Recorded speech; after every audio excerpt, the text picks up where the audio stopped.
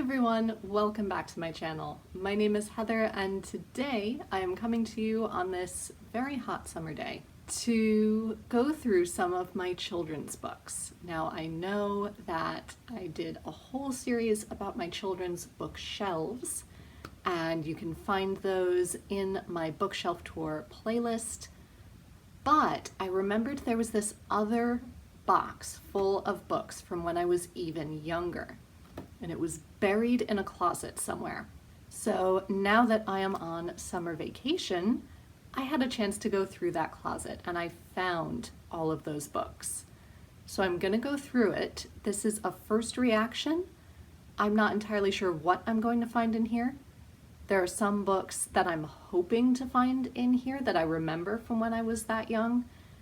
There are other books that I think are going to be a total surprise that I really don't remember. So I'm excited to share that with you all. Let's do it.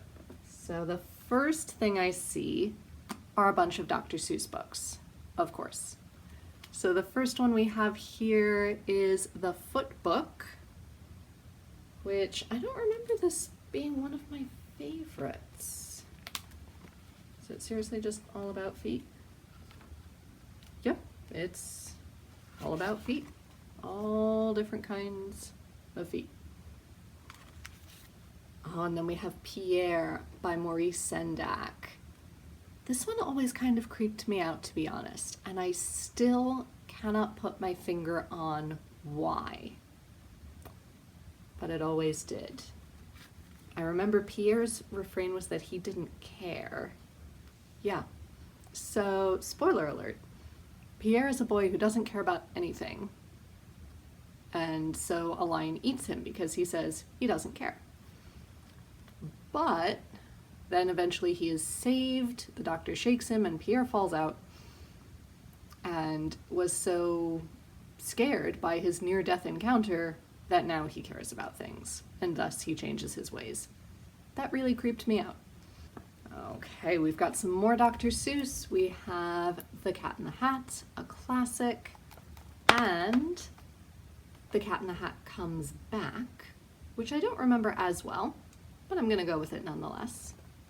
Put Me in the Zoo. I remember being fascinated by this because it's not a Dr. Seuss book, but it feels like it should be a Dr. Seuss book. And it's about this, is he a dog? Is he a cat? Is he a lion of some sort? Don't know what kind of an animal he is, but I was fascinated by the fact that he could take his spots off and juggle them and put them anywhere else he chose. Yeah, it's a very interesting children's book. Spot, my first favorite series, my first favorite author, even when I wasn't really speaking. How do I not remember this? Someone please tell me, why do I remember the temporary tattoos that came in this book and not the book itself? This is The Rat Pack, a Muppet Countdown adventure where we get to travel along with Rizzo's Rat Pack on their motorcycles. Apparently they go cross-country, according to this. They go from Hollywood to Vegas to DC and several silly stops in between. And presumably they keep losing rats along the way, hence the countdown portion. I do not remember this at all. This is cute. This is really cute. Oh my gosh. Look at the Muppet rendition of Bill and Hillary Clinton. I love that so much.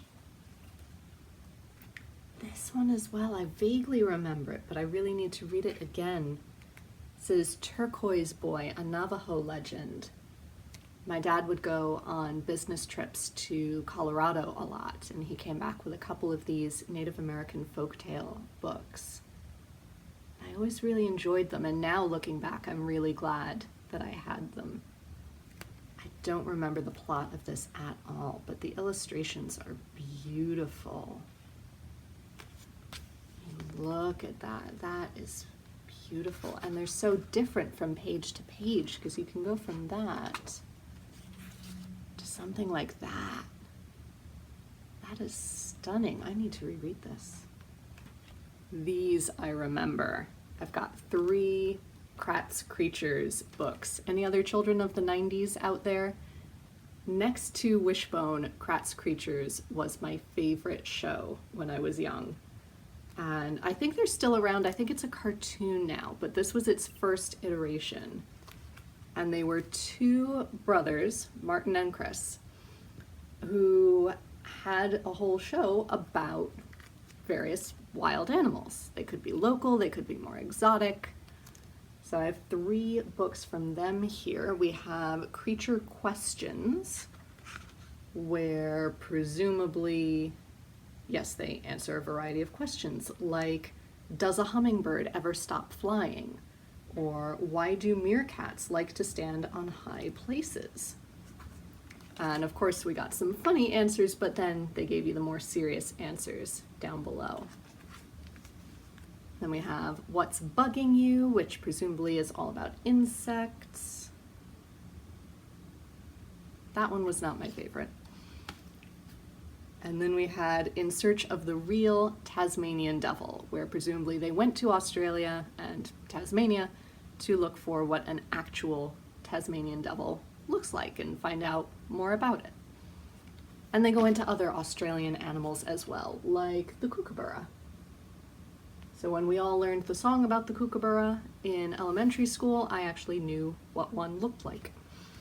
Got some unsent Christmas cards in this box. I don't know why. So I'm going to set those to one side. What else have we got? Oh, a classic. I always loved Snoopy, so we have this story, Your Dog Plays Hockey.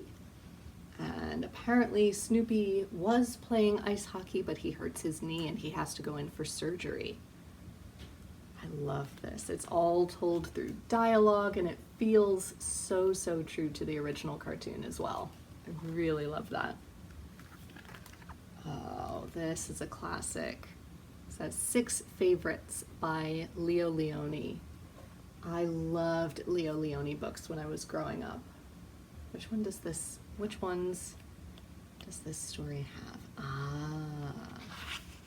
So we have Swimmy. Swimmy was my absolute favorite.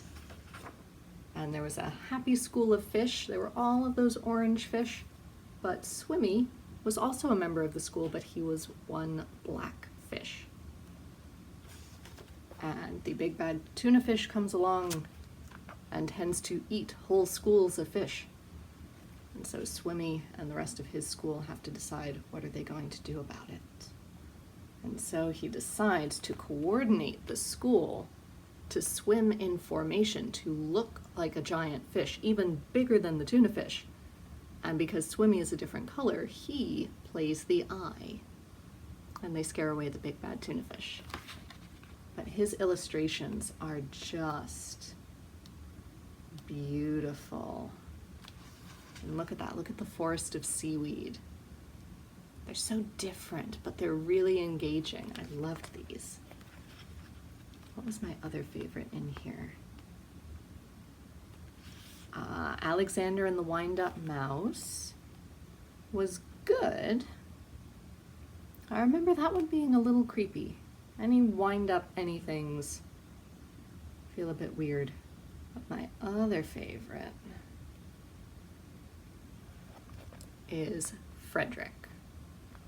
While all the other mice are hard at work, Frederick just sits and claims that he's gathering sunlight for dark winter days while everyone else is gathering food. And they all get rather peeved about this. He gathers words and feelings. And eventually when they start running out of supplies in the winter, they turn to him and say, well, what about your supplies? And Frederick tells them stories to remind them of what the sun felt like. And his stories distract them long enough to keep them happy through the winter. Because he's a poet. Those were my favorites. Oh, I'm so glad we have that. More classic Dr. Seuss, Green Eggs and Ham. Wacky Wednesday. I don't remember this. This is another, feels like it should be Dr. Seuss, but it's not Dr. Seuss. This is Theo Lessig. Yeah, about a girl who goes to school and everything feels wrong, but no one else believes her. Oh, this was my mother's. You can tell it's got her maiden name on it. Katie No Pocket. So this is from the same people who made Curious George. I never really liked Curious George, but Katie No Pocket is really cute. It's about a kangaroo who doesn't have a pocket. And so how will she give her baby a ride?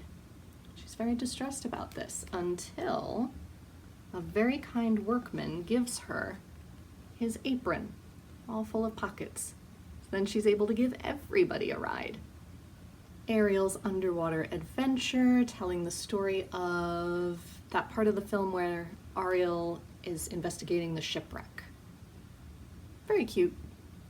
Movie ripoff, but very cute. I always liked it.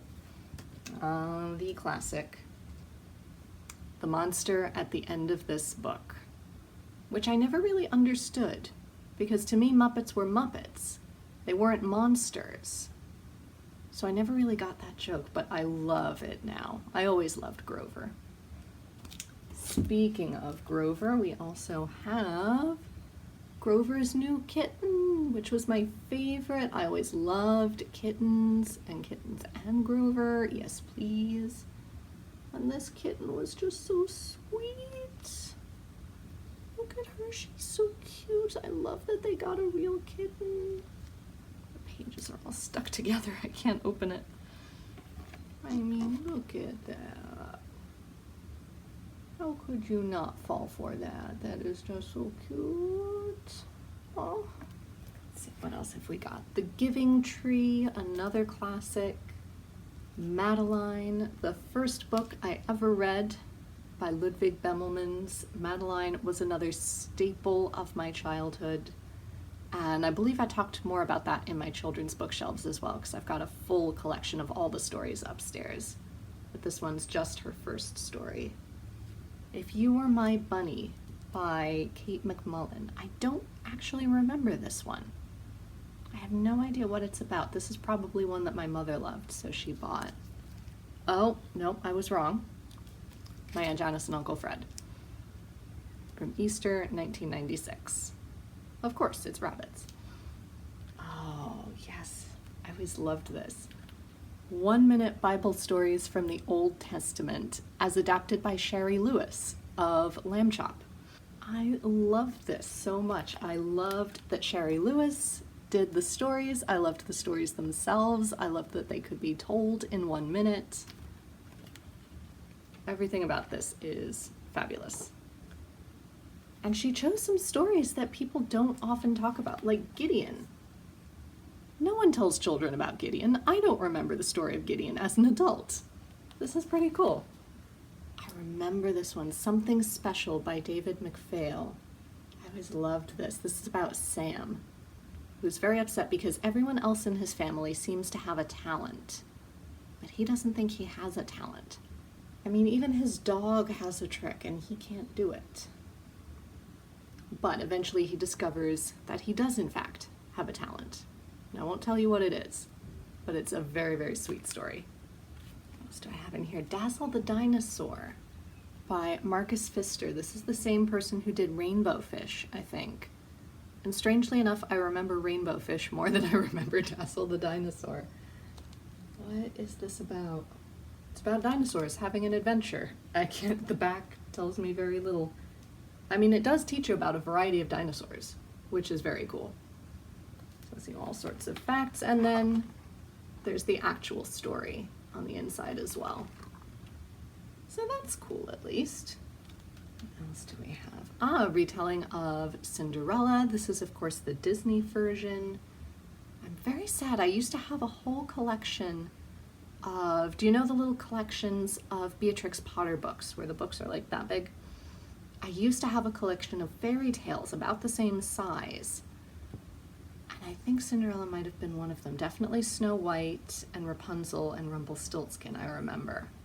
And they had the actual grim fairy tale endings, which surprisingly didn't freak me out as a child. But this is not that. This is the Disney version. I can't find those other versions. I don't know what I did with them. What else have we got in here? Half a Haycorn Pie. This is, of course, Disney's Winnie the Pooh. I did know the classic version as well, and that is also in my other children's bookshelf tour. This is about all the friends in the 100-Acre Wood baking a haycorn pie, apparently. And I have this, You Can Do It, Lamb Chop by Sherry Lewis, inspired, of course, by the television programs. I adored Lamb Chop. I still do, if I'm honest. And so this is sort of a twofold story. So it's the story of Lamb Chop, who wants to be able to throw a frisbee that her dog Huxley will catch. It's not working. So then Sherry tells her the story of the tortoise and the hare in the middle. And that gives Lamb Chop the inspiration to keep trying. And she has some rather ingenious ways of making it work for herself. And my absolute favorite, Fidwick the Big-Hearted Moose by Dr. Seuss. I love this one, and it's so overlooked. Actually, now that I've just read the ending, it's rather dark, but the poetry and the wordplay in here is pretty nice. What else do I have in here? Oh, this should go with my other collection of Peanuts books. Well, rather, my mother's collection, because I have a feeling this was hers to start with. Oh, but it's not comics, it is a proper book. Charlie Brown wins the school spelling bee, so he ends up going to New York to compete in an even larger spelling bee. And things happen from there, but it's not told in comics. It's genuinely a novel that Charles Schulz sat down and illustrated, but there are some full-page illustrations as well. It's just perfect Schultzian magic. More Dr. Seuss, the classic One Fish, Two Fish, Red Fish, Blue Fish. Another one that feels like it should be Dr. Seuss, 10 Apples Up on Top by Theo Lesigue. This one, I remember being at my grandmother's. We must have taken this from hers when we cleared out her house. And it's just about these various animals seeing how many apples they can balance on their heads, but it is quite entertaining when you're very young. And then two tiny books. We have a teeny miniature version of Angelina Ballerina. Now I have very small hands, but look at that in comparison to my hand. It's tiny. Angelina Ballerina was another one of my favorites. Angelina is a tiny mouse who loves dance so much that she sometimes forgets to do the important things in her life because dance is worth it. And then to go along with it, we also have Angelina's Christmas. I always loved these illustrations. They are so beautifully detailed. Look at that.